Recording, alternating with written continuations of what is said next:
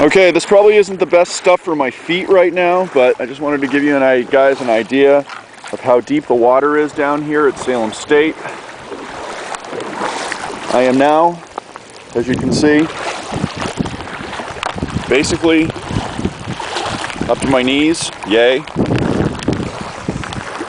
This water is cold, I can assure you. And let's look back towards my car. Oh, that's funny.